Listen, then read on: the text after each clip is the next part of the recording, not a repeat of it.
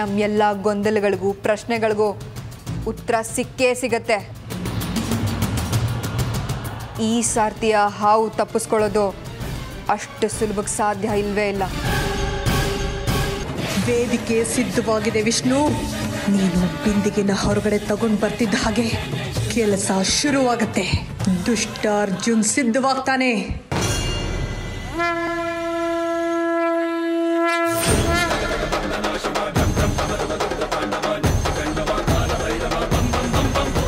ಜೈ ಮಹಾಕಾಲ. ಶಾಪಗ್ರಸ್ತನಾದ ಪಾತಾಳ ಲೋಕದ ಆ ದುಷ್ಟ ಆತ್ಮವನ್ನು ನಾಗಲೋಕಕ್ಕೆ ಅಟ್ಟೋ ಕಾರ್ಯ ಈಗ ಶುರುವಾಗಿದೆ. ಅರ್ಜುನ, ನಿನ್ನ ದೇಹಕ್ಕೆ ಸೇರ್ಬೇಕಾಗಿರೋ ಪ್ರಾಣ ಹೊರಟಾಗಿದೆ.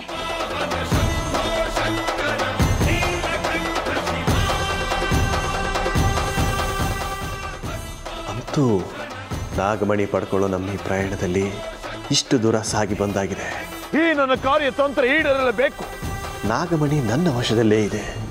ಇದೊಂದು ಹಂತ ದಾಟಿಬಿಟ್ರೆ ಆಮೇಲೆ ನಾಗಮಣಿಯನ್ನ ನನ್ನಿಂದ ದೂರ ಮಾಡೋದಕ್ಕೆ ಯಾರಿಗೂ ಸಾಧ್ಯ ಆಗೋಲ್ಲ. ಅದನ್ನ ನನ್ನ ಕೈವಶ ಮಾಡ್ಕೊಳ್ಳೋ ಆ ಗಳಿಗೆ ಹತ್ರ ಬರ್ತಾ ಇದೆ. ನಾಗಮಣಿಗೆ ದೈವಕಣ ಪ್ರತಿಷ್ಠಾಪಿಸೋ ಕಾರ್ಯ ಸುಗಮವಾಗಿ ನೆರವೇರಲೇಬೇಕು. ಆ ದುಷ್ಟ ಆತ್ಮ ದೈವಕಣವನ್ನು ಹೊತ್ತು ತರಲೇಬೇಕು. ಈಗಲೇ ಹೊರಟೆ. ನಿನ್ನ ದೇಹಕ್ಕೆ ಸೇರ್ಬೇಕಾಗಿರೋ ಆ ಪ್ರಾಣನ ಹೊತ್ತು ತರ್ತೀನಿ. ಬಾಬಾ, ನಾಗಮಣಿ ಪಡ್ಕೊಳ್ಳೋ ಹೋರಾಟದಲ್ಲಿ ಇದು ನಾವು ಮಾಡ್ತಾ ಇರೋ ಕೊನೆ ಪ್ರಯತ್ನ.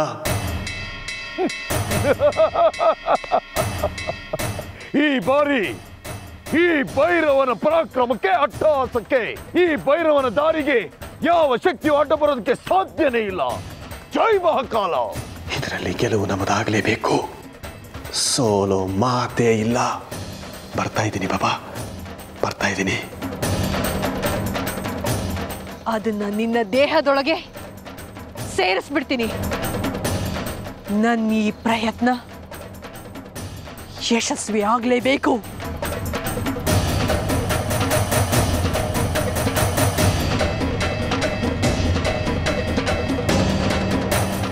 ನಿನ್ನ ಪ್ರಾಣದ ನಿರೀಕ್ಷೆಯಲ್ಲಿರೋ ಅರ್ಜುನ ಅದನ್ನ ಹೊತ್ತು ತರೋದಿಕ್ಕೆ ಈ ಶೇಷ ಹೊರಟಿದ್ದಾಳೆ.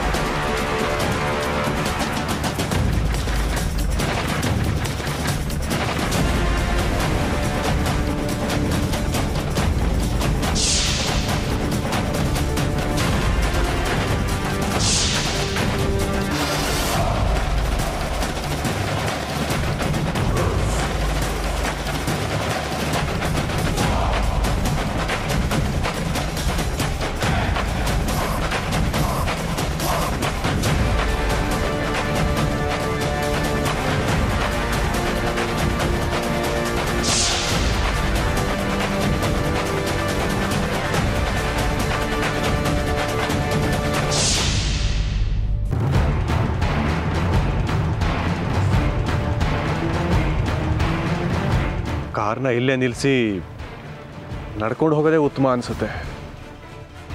ಅಷ್ಟೊತ್ತಿಗೆ ಬಾಬಾ ಹೇಳಿದ ಟೈಮಿಗೆ ಸರಿಯಾಗಿ ನಾನು ತಲುಪ್ಬೋದು ಅಲ್ಲಿಗೆ.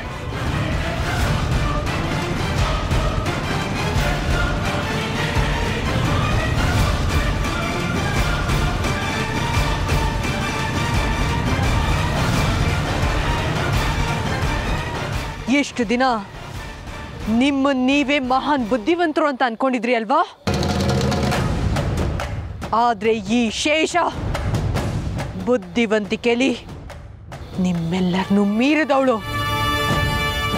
ನಿಮಗೆ ಗೊತ್ತಿಲ್ಲದೆ ನಿಮ್ಮ ಬಾಣನ ನಿಮಗೆ ತಿರುಗು ಬಾಣ ಮಾಡೋ ಕಲೆ ನನಗೆ ಚೆನ್ನಾಗೊಲ್ದಿದೆ. ನಿಮಗೆ ಗೊತ್ತಿಲ್ಲದ ಹಾಗೆ ನಿಮಗೆ ಮೋಸ ಮಾಡಿ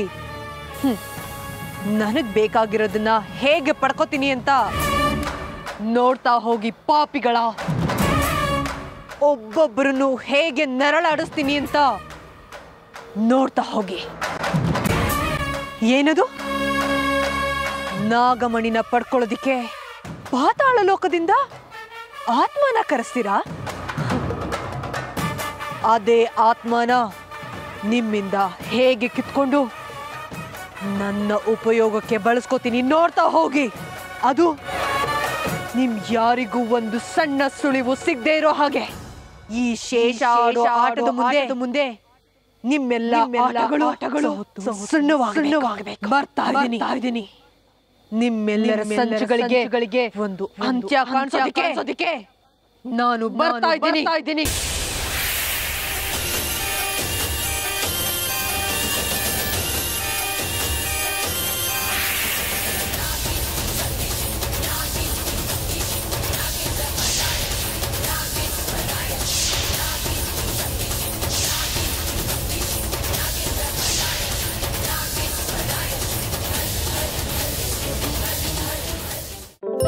ಹೇಳಿ ಅರ್ಜುನ್ ಅವರೇ, ನಾನು ಯಾವಾಗ ಆ ಬಟ್ಟೆ ಹಾಕೊಂಡಿದ್ದೆ?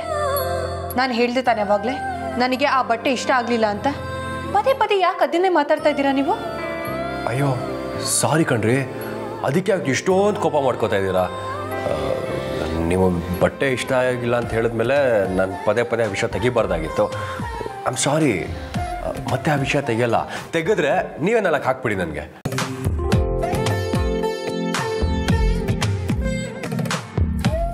ಅದು ಸರಿ, ಈ ಹನಿಮೂನ್ ಪ್ಲೇಸ್ನ ಫಿಕ್ಸ್ ಮಾಡ್ತೀನಿ ಅಂತ ಹೇಳ್ತಾ ಇದ್ರಲ್ಲ, ಎಲ್ಲಿ ಫಿಕ್ಸ್ ಮಾಡಿದ್ರಿ? ಏನು? ನಾನು ಆ ರೀತಿ ಹೇಳಿದ್ನ? ಇಲ್ವಾ? ಸರಿ ಬಿಡಿ, ಅದಕ್ಕೆ ಯಾಕೆ ಹಾಕಿ ದುರ್ಗುಟ್ಕೊಂಡು ನೋಡ್ತಾ ಇದ್ದೀರಾ? ಮೋಸ್ಟ್ಲಿ ಕನ್ಸಲ್ಲಿ ಹೇಳಿರ್ಬೇಕೇನೋ. ಸರಿ, ನಾನು ಮಲ್ಕೋತೀನಿ. ನೀವು ಯಾಕೋ ರಾಂಗ್ ಆಗಿದ್ದೀರಾ.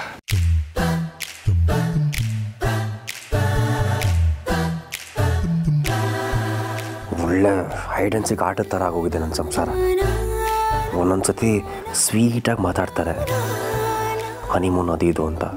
ಇನ್ನೊಂದು ಸತಿ ಒಳ್ಳೆ ಖಾರ ಬಂದಿದ್ದ ಥರ ಬುರ ಅಂತಾರೆ. ಒಂದೊಂದು ಸತಿ ಸ್ವಪ್ನ ಲೋಕದ ಸುಂದರಿ ಥರ ಇರ್ತಾರೆ. ಇನ್ನೊಂದು ಸತಿ ಒಳ್ಳೆ ಕಾಳಿ ಮೇಲೆ ಬಂದವ್ರ ಥರ ಆಡ್ತಾರೆ. ಹೇಳಿರೋದನ್ನೇ ಹೇಳಿಲ್ಲ ಅಂತ ಸಾಧಿಸೋದು ಬೇರೆ.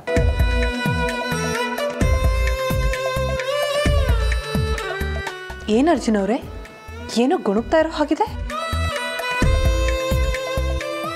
ಏನಿಲ್ಲ, ಅಜ್ಜಿ ಮಲ್ಗೋಕ್ಕಿಂತ ಮುಂಚೆ ದೇವ್ರ ಸ್ತೋತ್ರ ಹೇಳಿ ಮಲ್ಕೋ ಅಂತ ಹೇಳಿದ್ರು, ಅದನ್ನು ಹೇಳ್ತಾ ಇದ್ದೆ.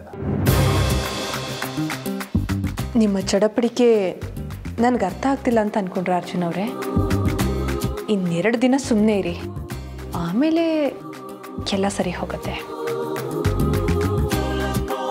ವಾಹ್, ಎಂತ ಮಾತಾಡಿದ್ರಿ. ಅದಕ್ಕೆ ನನಗೆ ಇಷ್ಟ ಆಗೋದು. ಬೇರೆದೆಲ್ಲ ಬಿಟ್ಟಾಕಿ ಇದೊಂದು ಮಾತಾಡಿದ್ರಲ್ಲ, ಅಷ್ಟು ಸಾಕು ಈ ಜನ್ಮಕ್ಕೆ.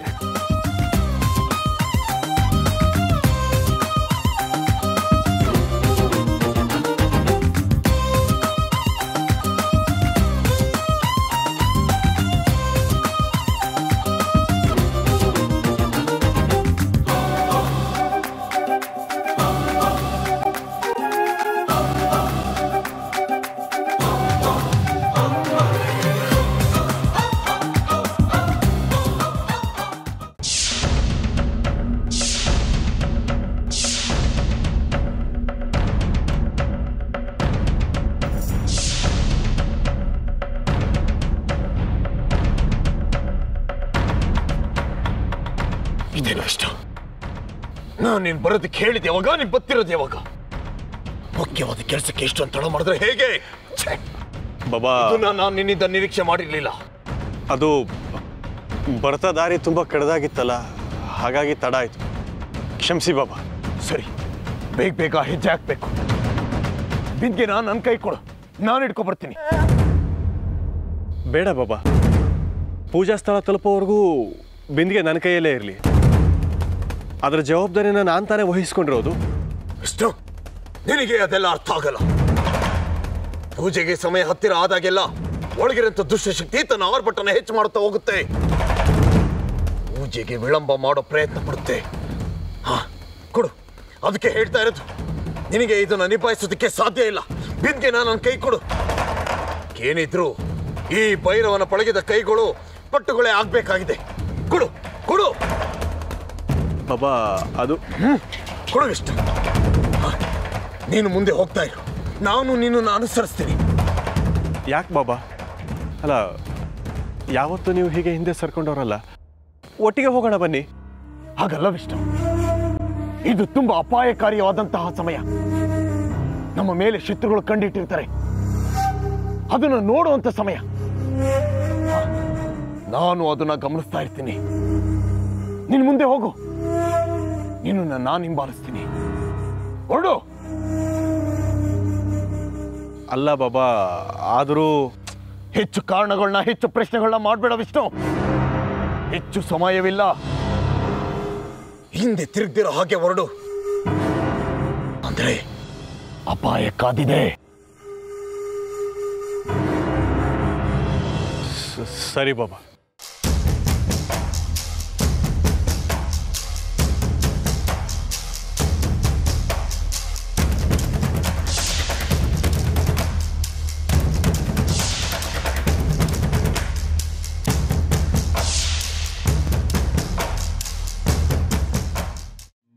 ಹೌದಾ? ಸರಿ ಸರಿ. ಶಾಸ್ತ್ರಿಗಳಿಗೆ ಯಾವಾಗ ಬಿಡುವಾಗತ್ತಂತೆ ಬರೋದಕ್ಕೆ? ಓ, ನಾಳೆನೇನಾ? ಸರಿ, ಹಾಗಾದ್ರೆ ಹೇಗಾದರೂ ಮಾಡಿ ಅವ್ರು ನಾಳೆನೇ ಬರೋ ರೀತಿ ವ್ಯವಸ್ಥೆ ಮಾಡೋಕ್ಕಾಗತ್ತಾ? ಸರಿ, ನೀವು ಏನೇನು ಬೇಕು ಅಂತ ಹೇಳಿದ್ರೆ ನಾವು ಮುಂಚಿತವಾಗೇ ಎಲ್ಲ ತಯಾರಿ ಮಾಡಿಟ್ಟಿರ್ತೀವಿ. ಹಾಂ, ಸರಿ ಸರಿ ಸರಿ. ನಮಸ್ಕಾರ. ಮಯೂರಿ, ಶಾಸ್ತ್ರಿಗಳು ಸಿಕ್ಕಿದ್ರಾ? ಯಾವಾಗ ಬರ್ತಾರಂತ? ಇಲ್ಲ ಕರಣ್, ಅವ್ರು ಸಿಕ್ಕಲಿಲ್ಲ. ಅವ್ರ ಕಡೆಯವರೊಬ್ಬರು ಸಿಕ್ಕಿದ್ರು. ಅವರೇ ಅಲ್ವಾ ಫೋನ್ ಕಾಲ್ಸ್ ಎಲ್ಲ ಅಟೆಂಡ್ ಮಾಡೋದು. ನಾಳೆನೇ ಬರೋ ಸಾಧ್ಯತೆ ಇದೆ ಅಂತ ಹೇಳಿದ್ರು. ಹಾಗಾದರೆ ಮುಂದೇನು ಮಯೂರಿ?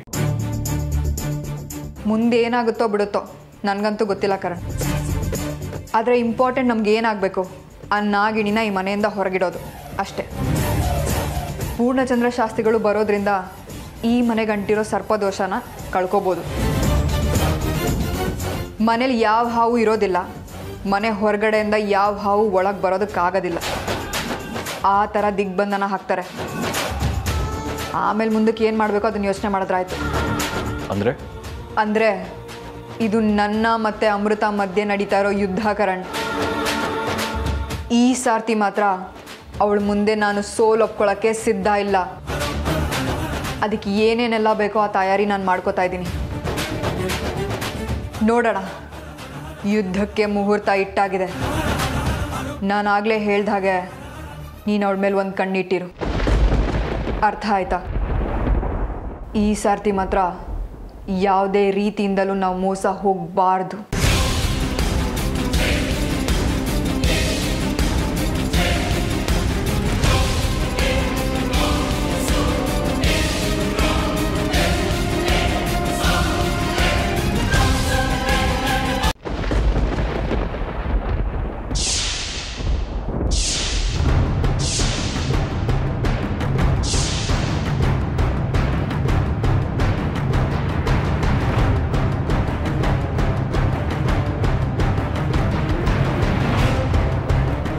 ಇದೇನು ವಿಷ್ಣು, ಇಷ್ಟು ಬೇಗ ಬಂದಿದ್ಯಾ?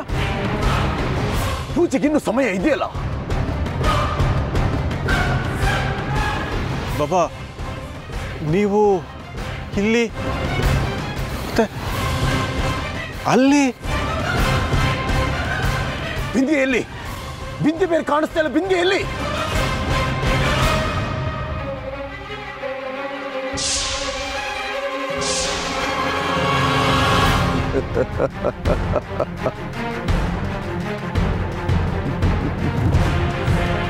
ಹೌದು,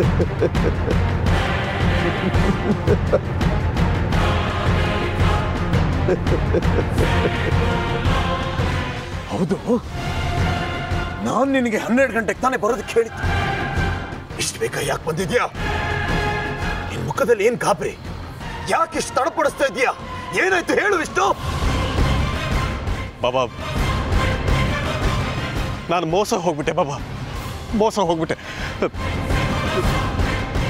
ನನಗೇನು ಅರ್ಥ ಆಗ್ತಿಲ್ಲ. ಮೋಸ ಹೋಗ್ಬಿಟ್ಯಾ? ಏನ್ ಹೇಳ್ತಿದ್ಯಾ? ಯಾವ್ದ್ರ ಬಗ್ಗೆ ಮಾತಾಡ್ತಿದ್ಯಾ ನೀನು? ಬಾಬಾ, ನೀವು ಇಲ್ಲಿ ಆದರೆ ಅವರು ಯಾರು? ಅವರು ಅಂದ್ರೆ ಯಾರು ವಿಷ್ಣು?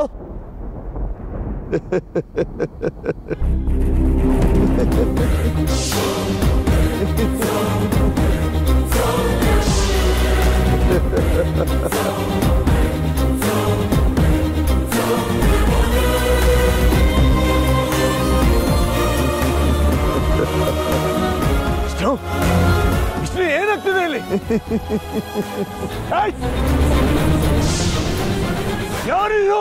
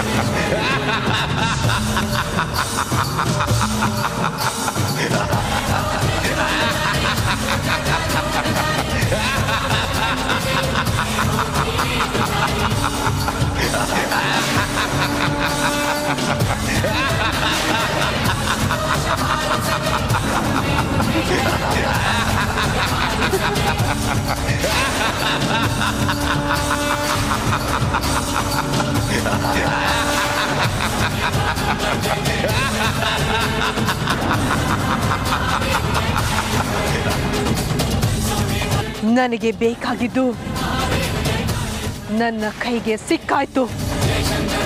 ಈಗ ಮುಖ್ಯವಾದ ಹಂತಕ್ಕೆ ಬಂದಿದ್ದೀನಿ. ಅರ್ಜುನ, ನಾನು ಯಾವ ಗಳಿಗೆಗಾಗಿ ಕಾಯ್ತಾ ಇದ್ನೋ, ಯಾವ ವಸ್ತುಗಾಗಿ ಹಪಾಪಿಸ್ತಿದ್ನೋ, ಅದೀಗ ನನ್ನ ಕೈವಶ ಆಗಿದೆ. ನಿನ್ನ ದೇಹಕ್ಕೆ ಸೇರ್ಬೇಕಾಗಿರೋ ಪ್ರಾಣ ನನ್ನ ಬಳಿ ಇದೆ ಅರ್ಜುನ. ಅದನ್ನ ಈಗಲೇ ನಿನ್ನ ದೇಹಕ್ಕೆ ಸೇರಿಸ್ಬಿಡ್ತೀನಿ. ನನ್ನ ಅರ್ಜುನ್ ನನ್ನವರಾಗಬೇಕಾದ್ರೆ ನಾನು ಸೃಷ್ಟಿ ಮಾಡಿರೋ ಈ ಅರ್ಜುನ್ ದೇಹದೊಳಗೆ ಈ ಆತ್ಮ ಹೋಗಿ ಸೇರ್ಬೇಕು. ನನಗೆ ನನ್ನ ಅರ್ಜುನ್ ಸಿಗ್ತಾರೆ ಅನ್ನೋ ನಂಬಿಕೆ ಈ ಕ್ಷಣದಿಂದ ಬಲವಾಗ್ತಿದೆ. ಅರ್ಜುನ, ಹೀಗೋ ಮನುಷ್ಯ ಲೋಕಕ್ಕೆ ನಿನಗೆ ಸ್ವಾಗತ.